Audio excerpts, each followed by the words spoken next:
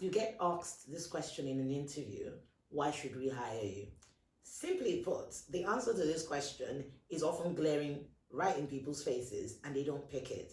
And it's in the job description. And where there's no job description, in the initial phases of the interview where they're telling you about the role, they're going to be telling you the key things that are important to the person that they hire for the role. You just need to reverse engineer it a bit. So, for example, if in the job spec they said we're looking for someone who's very detail oriented, we're looking for someone who's run multiple complex projects, we're looking for someone who doesn't mind rolling up their sleeves, and we're looking for someone who's able to thrive in an ambiguous or disorganized environment, that's what you need to be saying when they say, why should we hire you? So that is not a good opportunity to tell them about how your life is not going as you thought it would. No, no, no. They don't need to hear that.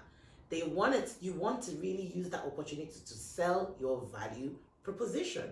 And the hints as to the bits of your value proposition that they're interested in, which is probably already documented in your CV, should be in your CV, because if not, they wouldn't have called you for an interview.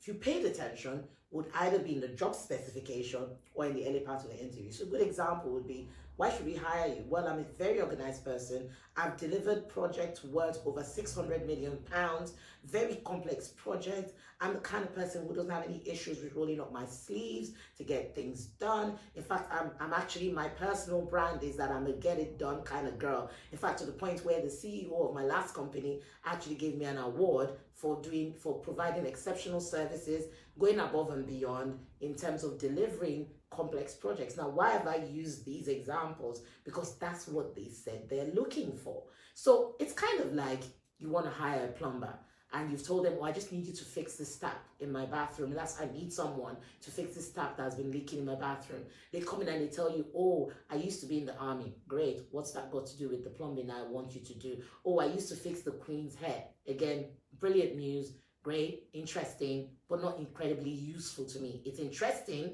but it's not useful. So bear that in mind when you're giving information about why they should hire you, and let your personality come out.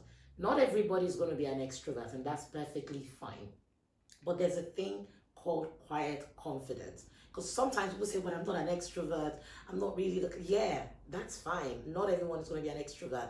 But you could be quietly confident. You can come across like, okay, this is my skill set. This is why you should hire me. This is what's special about me. It's a very good way to showcase the bits of your value proposition that are aligning with what they're looking for.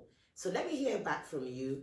Write in your comments, subscribe, share, and like this video if it was useful for you. And as I always say, it's really not rocket science, you see.